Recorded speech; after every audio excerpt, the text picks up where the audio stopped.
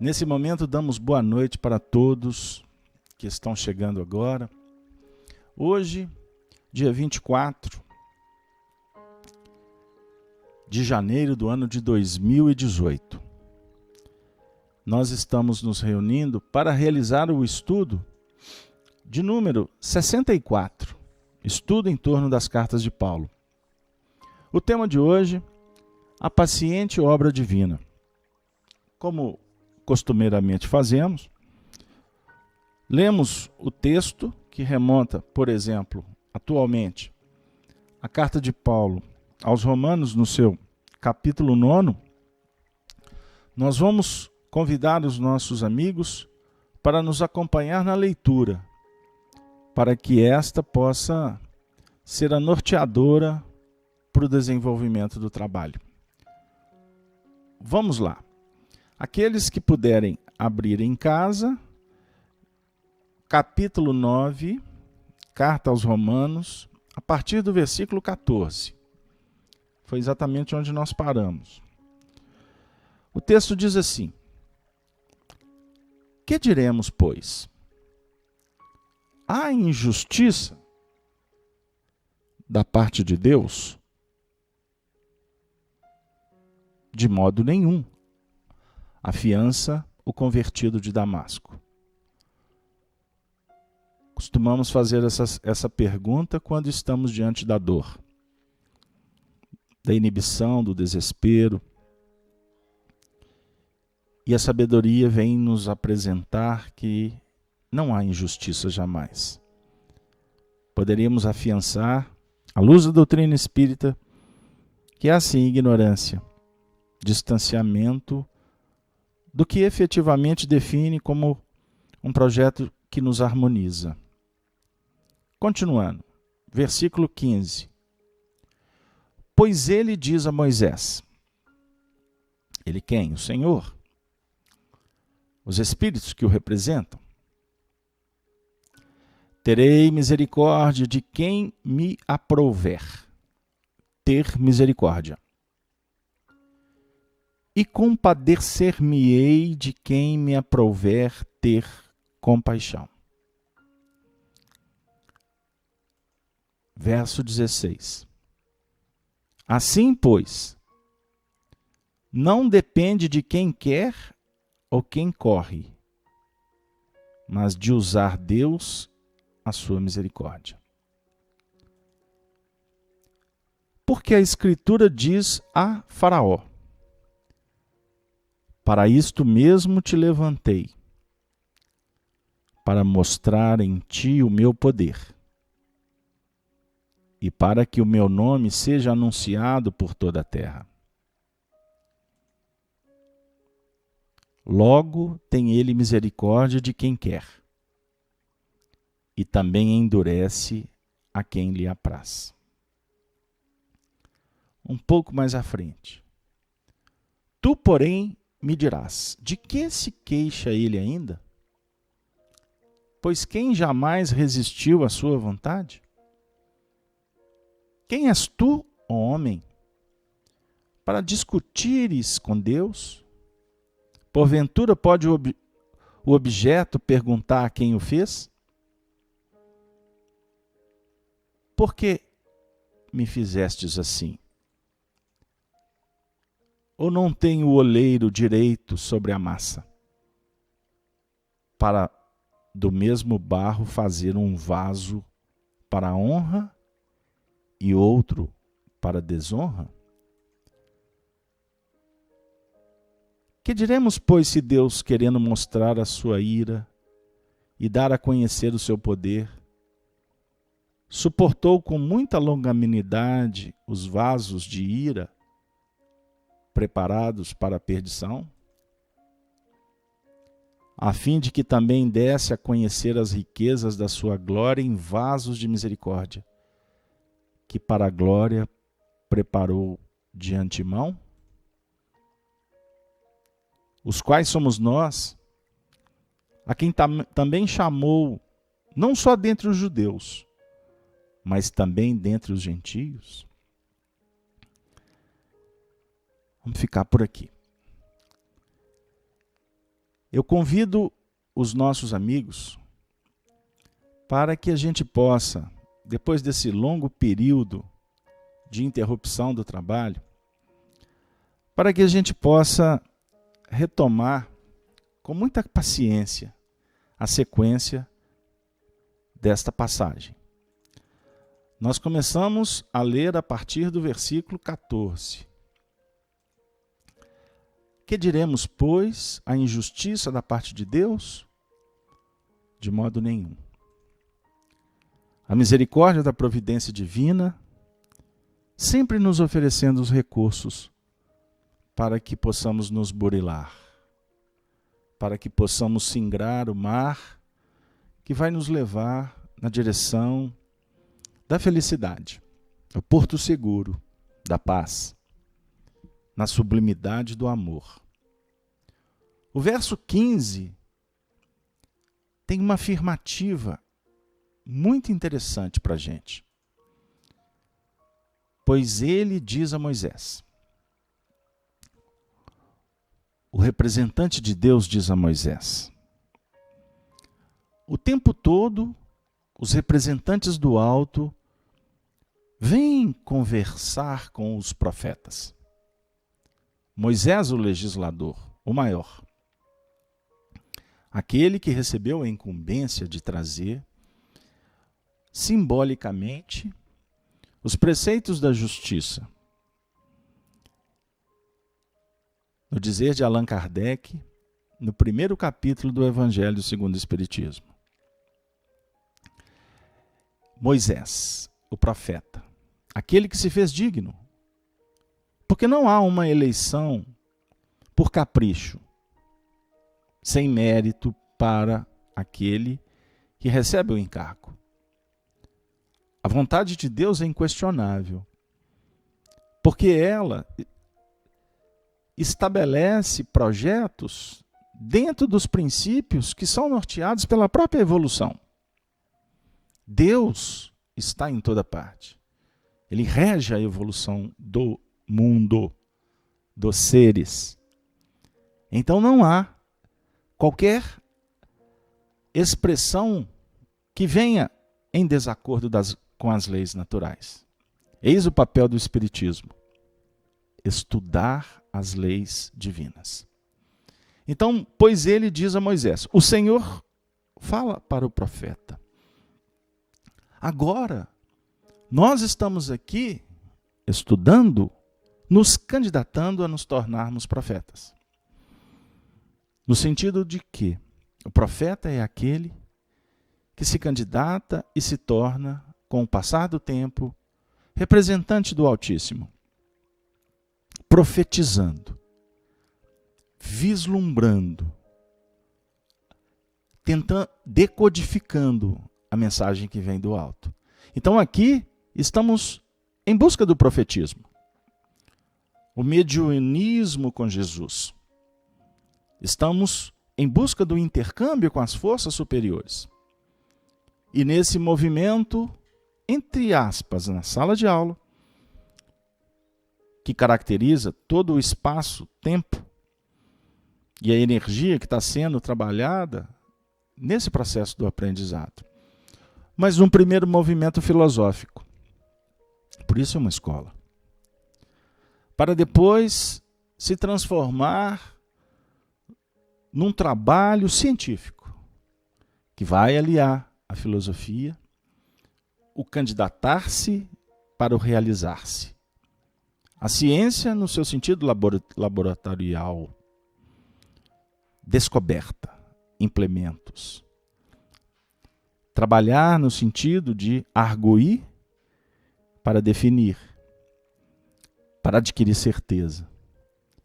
Eis os pontos que, por exemplo, definiram a codificação da doutrina espírita como uma ciência que trata da comunicação entre os espíritos e que nos projeta para a reflexão e a vivência destes postulados em bases morais. Ciência. Então, o Senhor agora conversa com cada um de nós, porque estamos dizendo: Senhor, eu quero ser um profeta. Obviamente, na gradação possível, de acordo com a nossa condição evolucional. Ponto. O texto continua dizendo: terei misericórdia de quem me aprouver. Ter misericórdia. E compadecer-me-ei de quem me aprouver ter compaixão. Extraordinário. O movimento aqui é de misericórdia, misericórdia e compaixão. A proposta de Jesus é que sejamos misericordiosos. O sacrifício não. Propõe a misericórdia. Porque a misericórdia é trabalhar a miséria do coração. Misericórdia. As misérias da alma. E para tal precisamos agir com sensibilidade. É necessário implementos operacionais planejados que possam favorecer o cuidado, o carinho, o remédio, a cicatrização que demanda tempo, repetição, fixação, misericórdia. Me recordo, certa feita, Chico Xavier passava por um problema pessoal. E ele, muito entristecido, Emmanuel se apresentou e disse assim: Chico, para a pena e vai ter pena. Extraordinário. Emmanuel usava esses trocadilhos. A pena, no sentido do lápis, a psicografia, para de trabalhar. Vai ter pena. Vai trabalhar com aqueles que estão numa situação de penúria, de dores atrozes. Aí o Chico teve uma ideia de chamar companheiros para ir com ele. O Emmanuel disse: espera aí, eu estou propondo que você vá sozinho desta vez. Porque agora é necessário que você possa ter um tempo para você. Para que você fique focado. Para que você perceba a condição do semelhante. Porque quando, deparando-se com o que vergasta o outro, perceberás que as tuas dores são muito pequenas, perto do sofrimento que campeia no mundo. Então, Emmanuel propõe para a sua alma querida, o seu filho espiritual, que ele pudesse trabalhar nos aspectos da misericórdia e da compaixão. Então, o texto que Paulo se refere, desse instante histórico da espiritualidade dialogando com Moisés, define para nós como que se estabelece a justiça divina. A Cleusa está colocando no chat, citando Mateus no capítulo 9, versículo 13, que nós nos reportamos há alguns instantes. Ide aprender. O que significa isto? Misericórdia quero. Misericórdia quero. Sacrifício não. Quer que repete? Ide aprender o que significa isto. Misericórdia quero e não sacrifício. Nós temos que nos envolver no aprendizado. Por isso nos candidatamos para o profetismo, ou para o mediunismo, como queira. Para atingirmos um dia o mediunato, que é a mediunidade no seu sentido missionário, que vai acontecer no tempo e no espaço. No verso 16, o texto diz assim: assim, pois, não depende de quem quer ou de quem corre, mas de usar Deus a sua misericórdia. Observemos, o texto, em tese, ele é, para uns ele pode ser simples, para outros pode ser enigmático, Mas nós verificamos aqui que tem muito conteúdo. Vocês sabem que nós não temos aqui a pretensão de fazer miudinho das cartas de Paulo, porque senão eternamente ficaremos estudando, embora necessitemos, mas temos que caminhar um pouco mais. Mas quando diz assim, não depende de quem quer ou de quem corre, mas de usar Deus a sua misericórdia, essa proposta vem falar para nós sobre a necessidade de adquirirmos a sabedoria no fazer, nos desvinculando da quantificação, por exemplo. Trabalhar no seu sentido de qualificar. O que importa não são, na verdade, os resultados. Embora eles sejam estimulantes, mas atendem muito mais ao ego, à vaidade. A proposta, na sua essência, é de estar fazendo. Por quê? É no fazer que nos tornaremos. Muitas vezes a gente acha que já é. Mas, na verdade, nós estamos apenas nos candidatando a fazer. Pensamos, sentimos, idealizamos, realizamos. Quando realizamos, estamos colocando o pé na estrada. Trabalhando no sentido do ajuste, da adequação, nos motivando, garantindo a permanência no projeto. É quando Jesus diz assim, perseverar até o fim. Aquele que perseverar até o fim será salvo. Então, quando qualificamos, quando embrenhamos na valorização da vida, nas suas expressões mais simples ou mais amplas, a própria providência divina nos oferece como resposta a misericórdia. Então aqui, o texto, a princípio, ele dá uma ideia de que tudo vem do alto. Tudo depende de Deus. Nós temos que trabalhar com calma a interpretação. A vontade divina, o mandamento superior, o máximo, foi apresentado quando Jesus disse, quando o Senhor afirmara, haja luz. E a luz foi feita. Este é o grande mandamento. Está lá, registrado no livro de Moisés. E disse Deus, haja luz. E a luz foi feita, e viu Deus que a luz era boa. A vida, o espírito, a matéria no seu sentido de recurso para se estabelecer a vitória. Então, o mandamento é, sede, pois, perfeitos. Então, todo movimento que favorecer para que nós gravitemos em torno do bem, do que é perfeito, do que é justo, da ciência, essa gravitação, por exemplo, na definição do próprio apóstolo Paulo, agora, lá na doutrina espírita, na questão 1009 do Livro dos Espíritos, traz para nós uma senha fabulosíssima. Porque em busca desta perfeição, a vontade divina estará sendo cumprida. E nós vamos receber por acréscimo de misericórdia.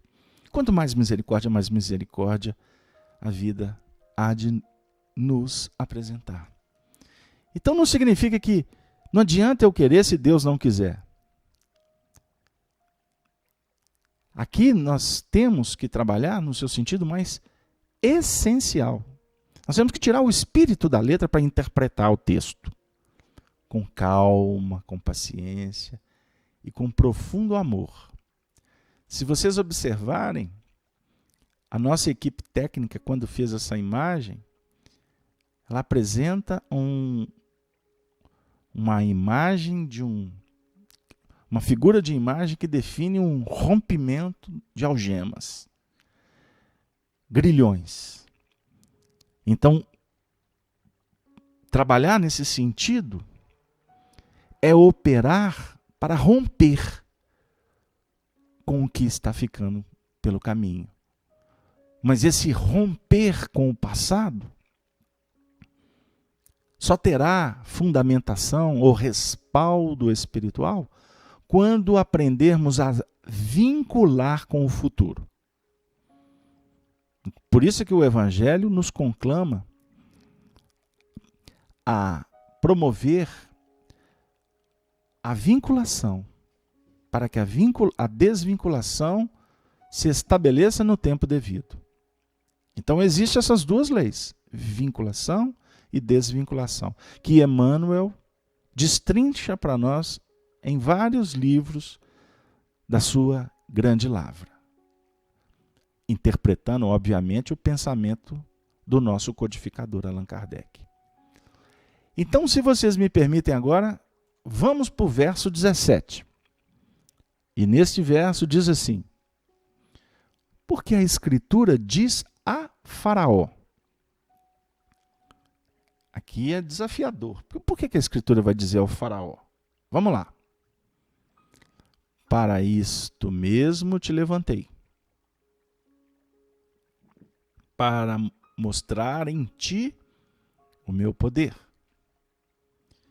e para que o meu nome seja anunciado por toda a terra.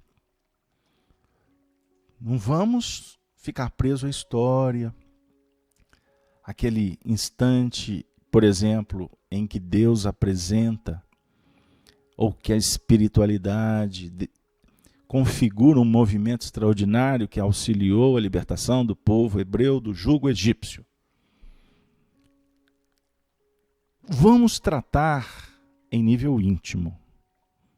Se a gente fizer um esforço pequeno, a gente consegue. O Faraó representa as conquistas no plano terreno. O trabalhar no seu sentido da horizontal, socializando, relacionando, trabalhando habilidades, discutindo, adquirindo e perdendo poder na terra, encargos, cargos, trabalhando razão, sentimento, mas a intelectualidade ainda vazia em alguns aspectos, mas que são importantes, porque se não fossem, nós não reencarnaríamos. Então, o Faraó, que representa a própria representação da divindade entre o povo egípcio, ele foi abalado nas suas estruturas, porque foi demonstrado para ele que existem forças que ele não dominava. Então, quando o texto diz sobre a demonstração do poder para que o nome seja anunciado por toda a terra, Paulo, trazendo um registro histórico, vem dizer para nós que nós temos duas escolas. Nós temos a escola faraônica da terra e nós temos a escola do reinado, do principado do espírito. Vamos falar assim, para ficar ajustado, inclusive, à inspiração de Rubens Costa Romanelli. Um espírito muito amigo e presente em muitas das nossas atividades. Vamos lá, o principado do espírito é o reino íntimo. Então nós temos que trabalhar no reino de fora, nós temos que descobrir o que está lá fora, para que nós possamos conquistar o que está dentro, o que efetivamente vai definir a nossa vitória espiritual. Então muitas vezes nós caminhamos para as religiões e desconectamos com as coisas da terra. Muitas vezes nos tornamos sacerdotes, abraçamos fanaticamente, misticamente determinadas seitas. Ou em outros movimentos reencarnatórios nós vamos criar uma ruptura com as religiões e vamos viver em sociedade. Seja como for. Vamos atingir um determinado instante em que as coisas vão se equilibrar. Porque nós vamos frequentar várias escolas. E frequentando-as, nós vamos aprendendo as suas lições, convivendo com seus alunos, os mestres. E quando terminar o ciclo, naturalmente, seremos impulsionados a operar em outras frentes, não é verdade? Então, quando nós trabalharmos no seu sentido de abrir o coração para estabelecer essa gravitação que Paulo proporciona ou propõe em torno da unidade divina, nós vamos, de uma forma consciente, estabelecer uma gravitação que ela tem que estar em consonância com a justiça, com a ciência e com o amor. A justiça no seu sentido do equilíbrio íntimo. A ciência que propõe a operação para que isto aconteça. E o amor representando a própria significação da vida, o pulsar. O que plenifica a alma é o sentimento. Isso para nós deve ser estudado com muita paciência, sem tergiversar, sem muito elucubrar, mas assim, trazendo essas reflexões para um plano que simplifique a nossa trajetória, o nosso caminhar. Então não tem nada sofisticado, muitas vezes a gente usa alguns termos, didaticamente apresentamos equações, mas o que importa para nós é trabalhar a importância, por exemplo, da manjedoura. Se nós temos o palácio do faraó, nós temos, em tese, a pobreza do Senhor. Então, durante, por exemplo, num comportamento cristão, ou muitas vezes religioso, como queira, nós precisamos de algumas referências, por exemplo, no próprio calendário ou circunstâncias da vida, para que a gente possa se recordar da manjedoura, ou da cruz, ou da ressurreição. Não importa. Circunstâncias, sentimentos, impulsos, doenças, dores, desencarnações, decepções,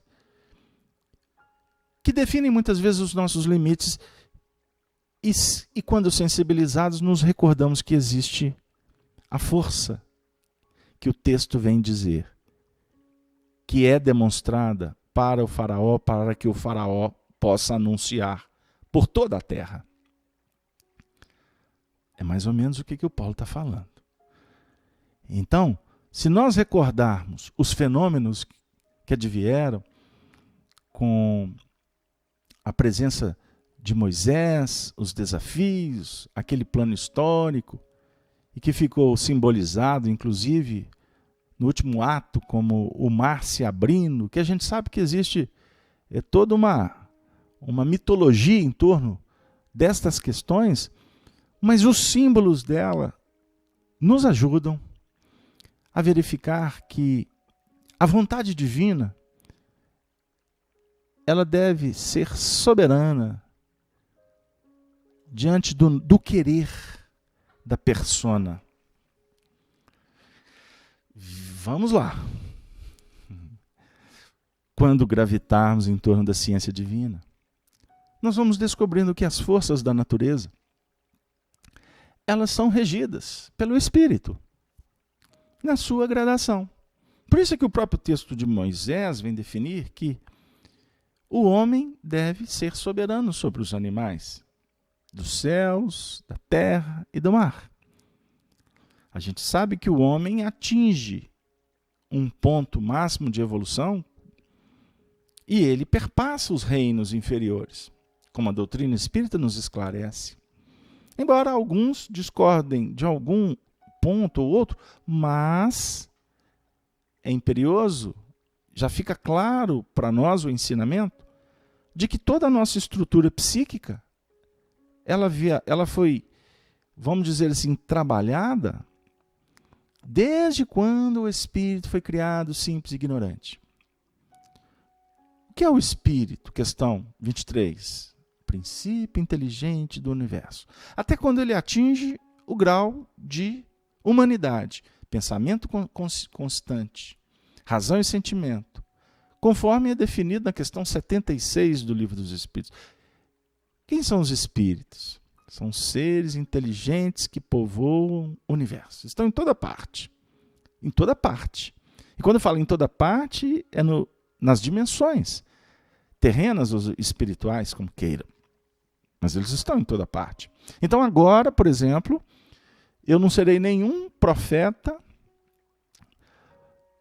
mas eu afirmo, doutrinariamente e hoje comprovadamente, pela ciência espírita, que agora você está estudando as cartas de Paulo conosco, e se você olhar para o lado, pode ser que você não veja.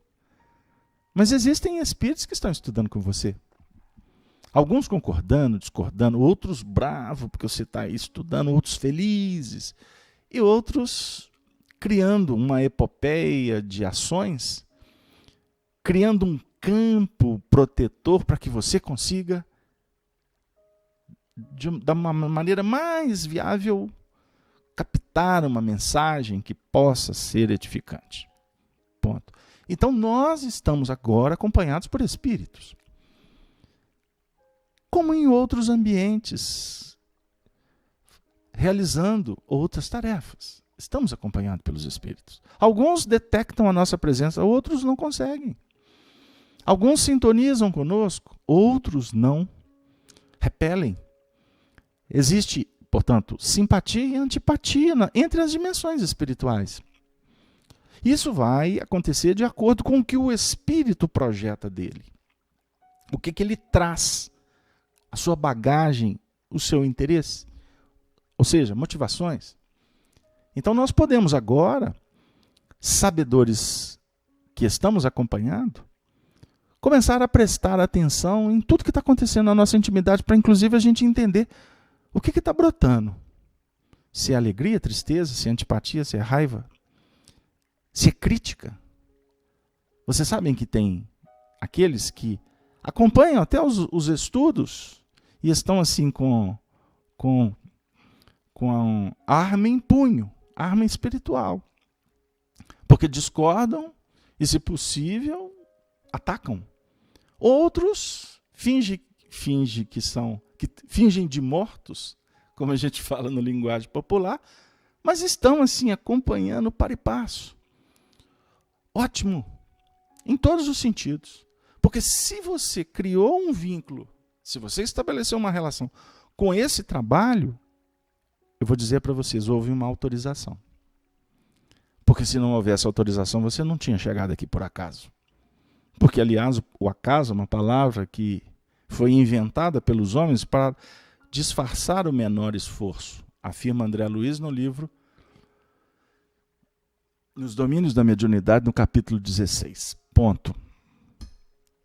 Então todos nós estamos sendo forjados por uma força interior, conhecida ou desconhecida, que está promovendo em nós um movimento para que nós possamos nos despertar como espíritos.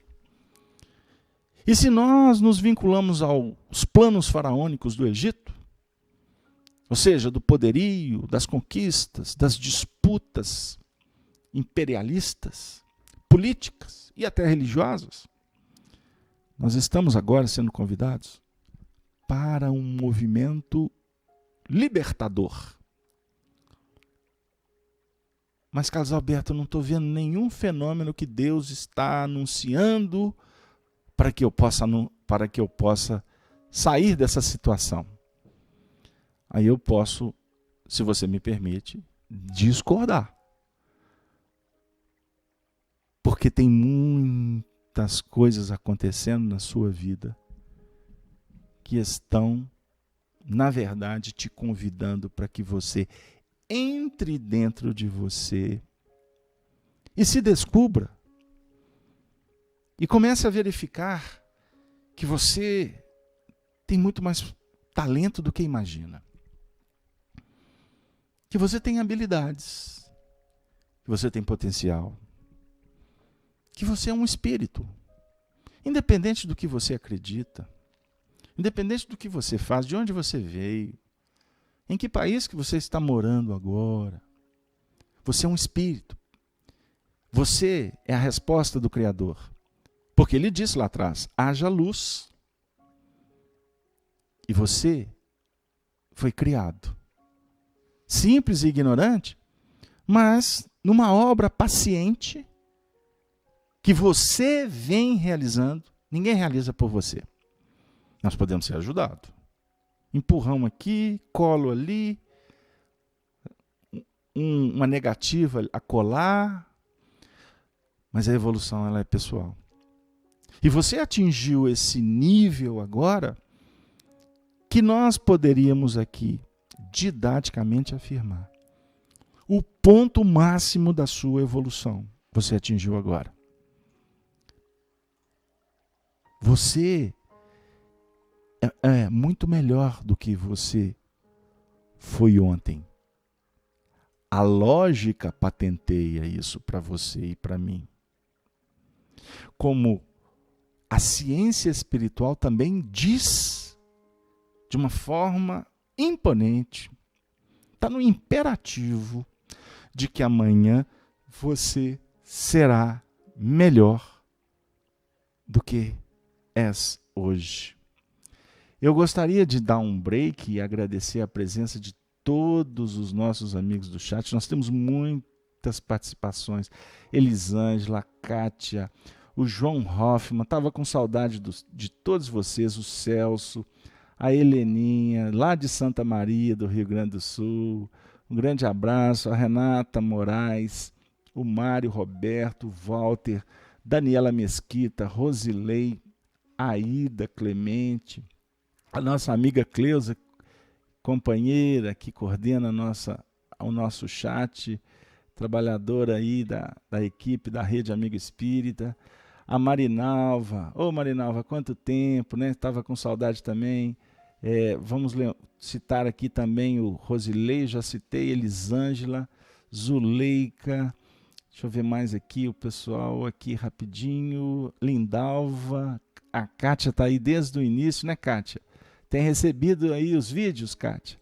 Um grande abraço a Daniela Mesquita, deixa eu ver se eu acho mais aqui, Maria das Graças, Ana Lima, pô, quanta gente boa, Carla Catalão, a Nália eu já citei, deixa eu ver mais aqui, mais o pessoal aqui, a Lenilda, acho que a Ida, se eu passei algum nome em branco, é tanta gente, eu peço desculpas para vocês. Mas vamos voltar, porque o tempo, como diz os meninos, o tempo ruge.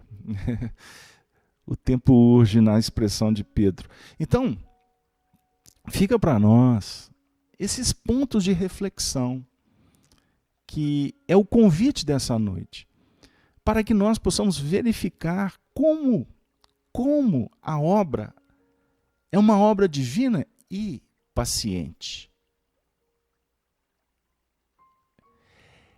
Da mesma maneira que o versículo 18 diz assim, eu vou colocar só mais esse. Logo, tem ele misericórdia de quem quer, e também endurece a quem lhe apraz. Vocês acham? Vamos conversar. Vocês acham que Deus vai ter misericórdia com quem quer? E Deus vai endurecer a quem Ele quiser? Que Deus vai impedir, Deus vai petrificar, Deus vai congelar o coração de alguém? Então é óbvio, fica claro para nós que Deus é a inteligência suprema do universo, é a causa primária de todas as coisas. O projeto dele é a perfeição. O projeto dele é que o espírito evolua, se engrandeça e que o espírito aprenda a amar. Por isso que ele nos enviou o amor não amado até hoje. Na expressão belíssima de Emmanuel, o amor não amado. Ele nos envia o amor, porque ele tem misericórdia. Para que nós possamos, tocados pelo amor, agradecidos pelo acolhimento, pelo impulso, pelo exemplo, pela dádiva de uma vida, nós vamos como que gradativamente sendo tocados pelo amor. E aí a gente vai perceber que um ato de gratidão que legitima sentimentos nobres, ele traz bem-estar, ele lava a alma. Todo ato que beneficia alguém, ele lucifica, ele pacifica. Então, quando tocados, seja pelo amor que vem e pelo amor que brota, nós vamos devagarzinho compreendendo o que Jesus quis dizer quando afirmara: sereis reconhecidos como meus discípulos, por muito vos amardes. Isso está em João no capítulo 13, no versículo 34. Por muito vos amardes. Assim seremos reconhecidos. Portanto, amigos, estamos caminhando. Estamos, de uma certa forma ou de outra, garantindo um futuro diferente. Porque amar significa apaziguar, perdoar, acalentar, distribuir, renunciar. Até chegaremos no ponto, Cleusa, de sacrificar. Jesus disse, citado aqui 2 vezes, misericórdia quero, sacrifício não. Ele está nos pedindo para ter bondade na alma, no coração. Ele não está pedindo para a gente ser misericórdia, é sacrificar. Porque a palavra sacrifício para nós, ela é ainda muito emblemática. Os religiosos propuseram sacrifícios e muitas vezes sacrificamos e não tínhamos ainda condições de sacrificar. Sacrifício não vem de fora para dentro. Sacrifício é uma proposta de dentro para fora. Para sacrificar, temos que amar. E isso vem por consequência. Perdi minha voz. Acredito que assim define que estamos caminhando pelo fim. E eu não posso deixar de cumprir o que foi orientado hoje à tarde. Para encerrar o nosso encontro da noite, nós vamos trazer o nosso benfeitor Emmanuel, no livro Palavras de Vida Eterna. E trarei como uma mensagem da espiritualidade sob a tutela de Paulo de Tarso para você. Uma mensagem especial. Ouçamo-la com o coração. Esqueça o que está acontecendo aqui fora. Desconsidere este que vos fala. Apaga tudo, apaga a luz. Mergulhe dentro de você. O texto de número 78 diz assim: melhorando sempre. estamos orando a Deus para que não façais mal algum.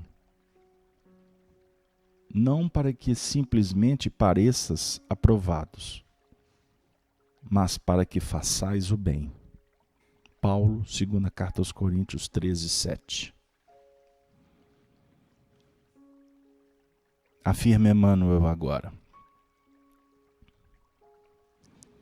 Evidentemente, não podes garantir a felicidade do mundo que se encontra de maneira constante, sobre o impacto das lutas evolutivas que lhe orientam a marcha. Entanto, ninguém está impedido de cultivar o trato de terra em que vive, amparando uma árvore amiga ou alentando uma flor. Certo, não podes curar as chamadas chagas sociais, indesejáveis, mas compreensíveis, numa coletividade de espíritos imperfeitos, quais somos ainda todos nós, em regime de correção e aperfeiçoamento. Contudo, ninguém está impossibilitado de proceder honestamente e apoiar os semelhantes com a força moral do bom exemplo. Sem dúvida, não pode socorrer a todos os enfermos que choram na terra. Entretanto, ninguém está proibido de atenuar a aprovação de um amigo ou de um vizinho, propiciando-lhe a certeza de que o amor não desapareceu dos caminhos humanos. Indiscutivelmente, não pode sanar as dificuldades totais da família em que nascestes. Todavia, ninguém está interditado, no sentido de ajudar a um parente menos feliz ou cooperar na tranquilidade que se deve manter em casa. Não te afastes da cultura do bem, sob o pretexto de nada conseguires realizar contra o domínio das atribulações que lavram no planeta. O Senhor nunca solicitou o impossível e nem nunca exigiu da criatura falível espetáculos de grandeza compulsória.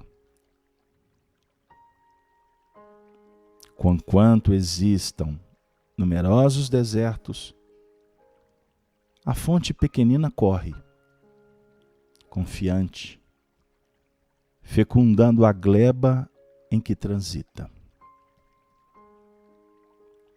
Não nos é facultado corrigir todos os erros e extinguir todas as aflições que campeiam nas trilhas da existência. Mas todos podemos atravessar o cotidiano, melhorando a vida e dignificando-a em nós e em torno de nós. Dignificando-a em nós, em torno de nós, melhorando sempre, pacificando ainda uma vez. Que Deus nos abençoe. Que Jesus, nosso mestre, nosso amigo de todas as horas, esteja conosco, mas que nós estejamos ainda mais com Ele.